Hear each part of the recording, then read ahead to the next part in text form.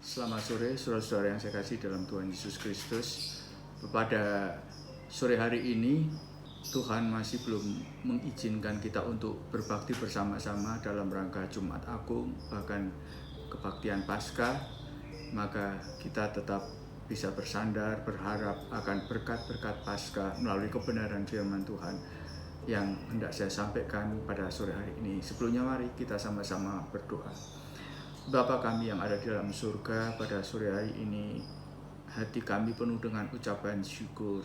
Sekalipun kami belum bisa berkumpul bersama-sama di gereja, tetapi kami bisa berkumpul bersama-sama untuk mendengarkan akan kebenaran-kebenaran firman-Mu yang berkaitan dengan kematian-Mu Tuhan dan kebangkitan.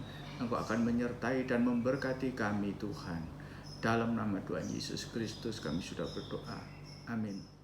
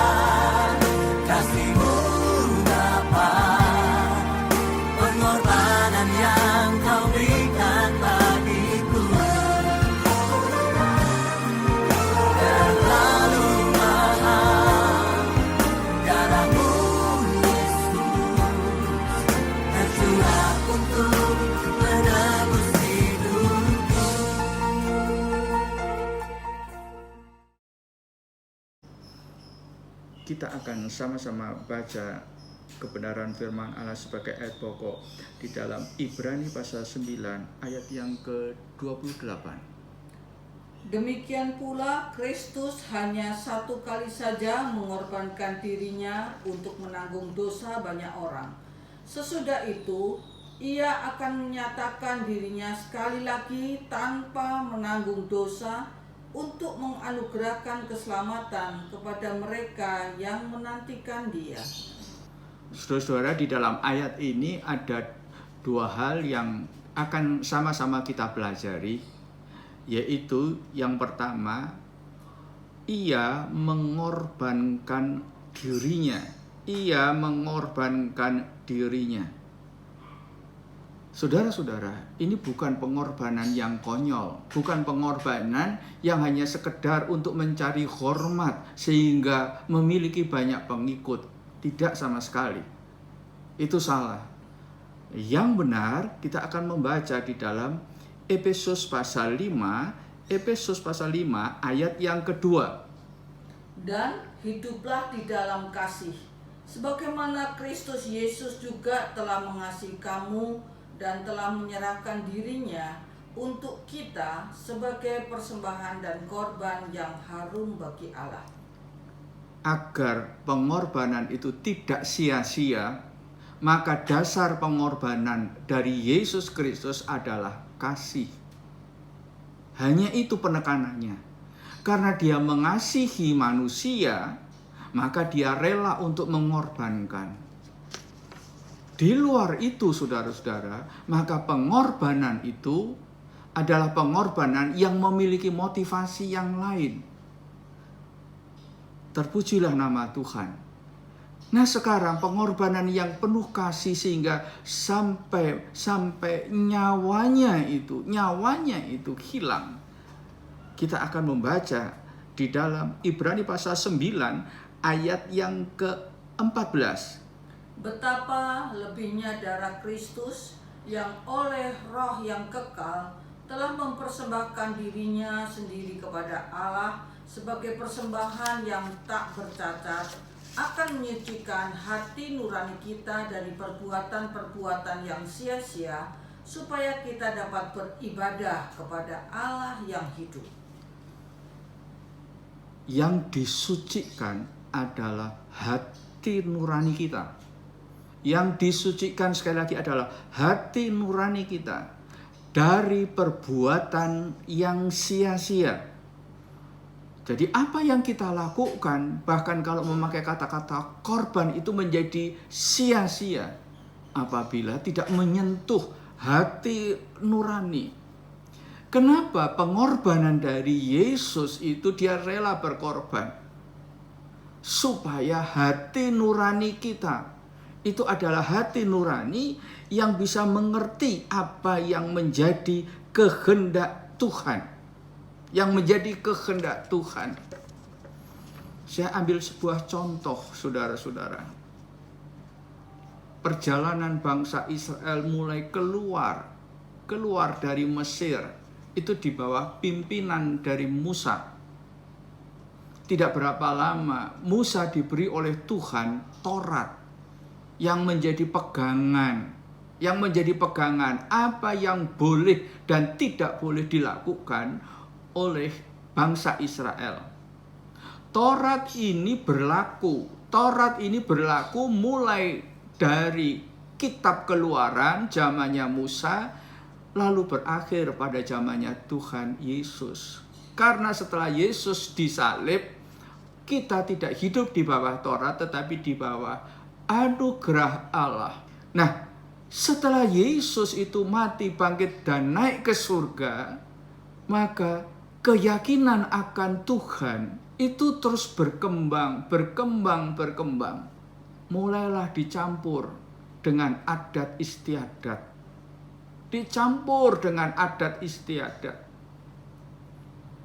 Maka ada tokoh-tokoh suci yang ditaruh sebagai patung di gereja-gereja. Sehingga pada tahun 514 muncullah yang dikatakan abad ke-8. Tuhan tidak lagi berfirman, tidak lagi memberikan kepada seseorang itu pencerahan, tidak. Sejarah membuktikan pada tahun 1512 muncullah sekelompok orang yang memiliki keyakinan yang tidak sesuai dengan kebenaran firman Allah. Karena pada waktu itu sudah ada Alkitab sebenarnya. Dan itu disebut, keyakinan itu disebut Kabalah. Kabalah adalah kumpulan dari sekelompok orang-orang Yahudi yang menyimpang dari Taurat, yang menyimpang dari kebenaran firman Allah, sehingga mereka memiliki keyakinan tentang Allah, tentang dunia dan penciptaan. Lalu ini yang kita perlu perhatikan, ditambah dengan mistik. Saudara-saudara, dunia dan manusia di dalam Kabalah keyakinannya itu tidak ada kata-kata penciptaan. Tetapi dunia dan manusia itu merupakan pancaran zat yang keluar dari Allah, pancaran. Maka mereka itu menolak bahwa manusia itu diciptakan dari debu, tanah, kemudian dihembusi oleh nafas Allah. Itu hanya pancaran zat yang hidup yang dihembuskan oleh Allah. Nah, ini sangat berbahaya, apalagi ditambah dengan mistik. Hal-hal yang berbau dengan mistik. Kabalah untuk memperluas pengaruhnya kepada umat manusia, maka mereka mendirikan sekolah sihir yang bernama Brotherhood of Satan. Nah, sekolah ini mengajarkan segala seluk-beluk tentang sihir, dan kita akan merasa terkejut bahwa salah satu murid yang ada di dalamnya setelah berabad-abad adalah J.K. Rowling. Sehingga J.K. Rowling tidak heran kalau dia itu menerbitkan sebuah cerita fiktif, yaitu Harry Potter. Tokoh ini bisa mengalahkan semua musuhnya dengan ilmu yang dia miliki, yaitu sihir. Dan cerita fiktif ini digandrungi baik oleh anak-anak remaja, anak-anak muda, dan tidak jarang sampai orang dewasa. Kabalah ingin supaya banyak orang-orang Kristen menjadi korbannya karena tidak tahu mana yang benar, mana yang salah. Yeremia 11 ayat yang ke-19, tetapi aku dahulu seperti anak domba jinak yang dibawa untuk disembelih. Aku tidak tahu bahwa mereka mengadakan persepakatan jahat terhadap aku. Marilah kita binasakan pohon ini dengan buah-buahnya. Marilah kita melenyapkannya dari negeri orang-orang yang hidup, sehingga namanya tidak diingat orang lagi. Tuhan tidak mau kita sebagai manusia yang memiliki hati, tetapi hati yang lemah, sehingga digambarkan oleh Yeremia seperti anak domba jinak yang dibawa untuk disembelih. Nah, saudara-saudara, ini menunjukkan bahwa tujuan Kabalah itu sangat jahat. Dan sekarang sudah banyak yang menjadi korban. Saya kembali kepada Ibrani 4 ayat 14. Mengapa Tuhan itu Dia menyucikan hati nurani kita, dan hanya bisa menjadi suci lewat pengorbanannya. Karena terbukti, saudara-saudara, tatkala hati nurani itu sudah bisa diarahkan untuk mengikuti apa yang ada di atas muka bumi ini, maka tidak heran kita akan menemukan anak-anak Tuhan, tetapi juga yang masih menguasai, masih percaya kepada ilmu-ilmu sihir, kebatinan, dunia hitam. Terpujilah nama Tuhan kalau pada sore hari ini saudara dan saya diingatkan oleh Tuhan pengorbanannya tidak sia-sia. Darah yang tertumpah itu tidak sia-sia karena kasihnya, supaya saudara dan saya itu bisa memiliki keyakinan, memiliki pengajaran yang benar, dan itu harus ditebus dengan pengorbanan yang sangat mahal. Coba kita akan membuka di dalam Ibrani pasal 10 ayat yang ke-22. Karena itu, marilah kita menghadap Allah dengan hati yang tulus ikhlas dan keyakinan iman yang teguh, oleh karena hati kita telah dibersihkan dari hati nurani yang jahat, dan tubuh kita telah dibasuh dengan air yang murni.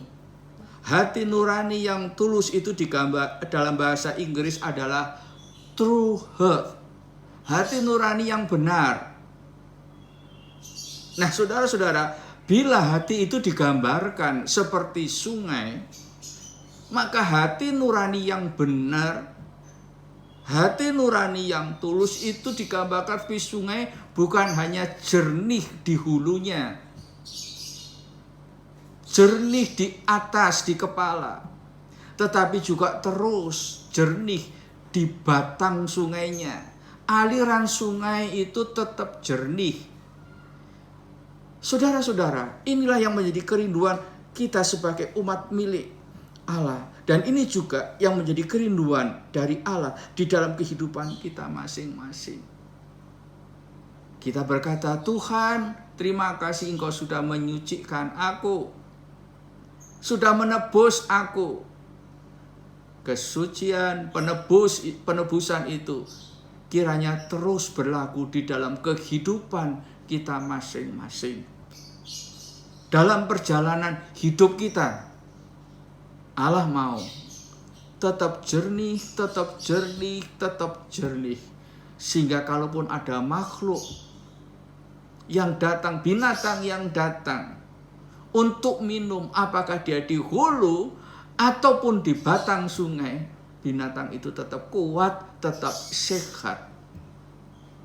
Nah, ini saudara-saudara, pengertian dari hati yang tulus atau hati yang jernih.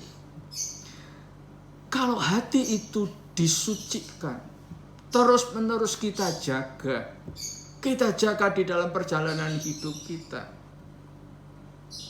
Kita tahu, saudara-saudara, bahwa perjamuan suci itu menyucikan kita. Kita merasa dibersihkan hati kita. Tapi bagaimana tatkala hari-hari berikutnya tidak ada perjamuan suci? Karena diadakan di gereja kita 1 bulan 1 kali pada minggu pertama. Apakah berarti minggu-minggu berikutnya kita bisa berkata, Tuhan, aku akan menjalani hidup ini, perjalanan hidupku seperti batang air itu tetap bersih? Atau bagaimana? Apa kebersihan, kesucian itu hanya menunggu minggu pertama? Oh tidak, saudara-saudara. Berkat itu datang bukan hanya pada waktu minggu pertama, tapi tiap hari, tiap saat. Kita akan baca coba di dalam 1 Timotius pasal 4 ayat yang ke-10. Itulah sebabnya kita berjerih payah dan berjuang, karena kita menaruh pengharapan kita kepada Allah yang hidup, Juru Selamat semua manusia, terutama mereka yang percaya. Anak-anak Tuhan yang saya kasihi, saudara dan saya, saudara itu berjerih payah, berjuang untuk memenuhi nafkah bagi kehidupan keluarga. Bukan hanya pada minggu pertama. Berjuang, berjerih payah dengan harapan kepada Allah. Nah, inilah saudara-saudara, betapa pentingnya kita menaruh harap kepada Tuhan.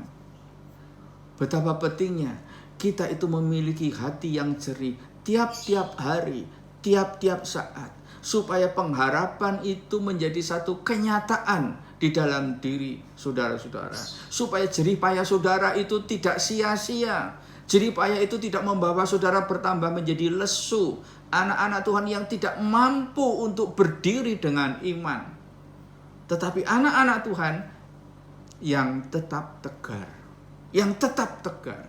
Kematian Yesus menyentuh hati nurani saudara. Supaya hati nurani kita itu menjadi bersih. Sehingga di dalam menjalani hidup, anak-anak Tuhan bekerja tetap memiliki pengharapan. Dan pengharapan itu bukan pengharapan yang kosong. Bukan pengharapan yang kosong.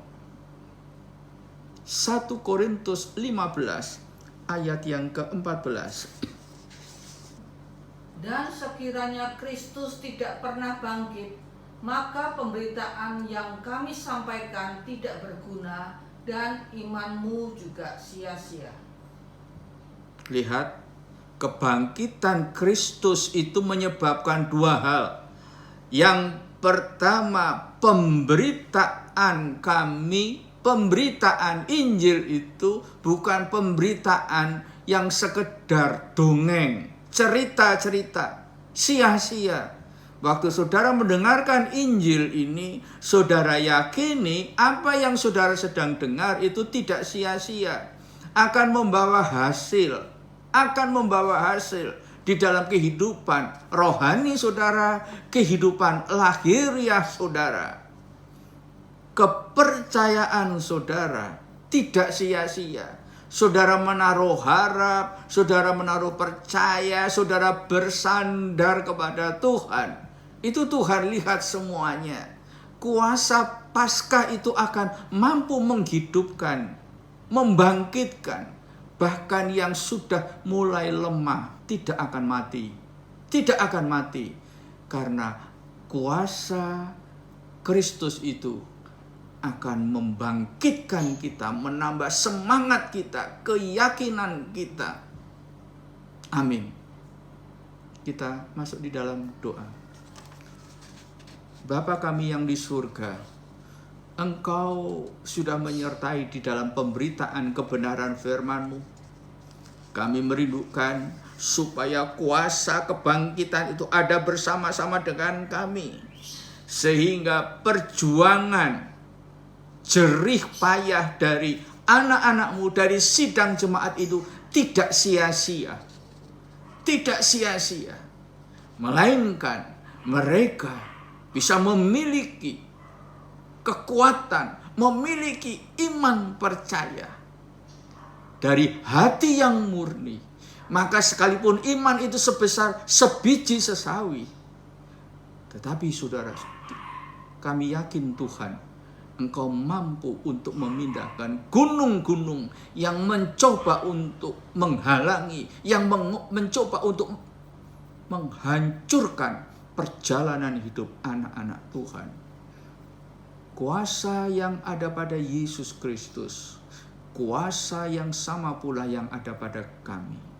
Dan itulah yang akan membawa kami hidup di dalam kemenangan, hidup di dalam iman, bertambah-tambah, bertumbuh, dan menghasilkan buah. Dalam nama Tuhan Yesus kami sudah berdoa. Amin.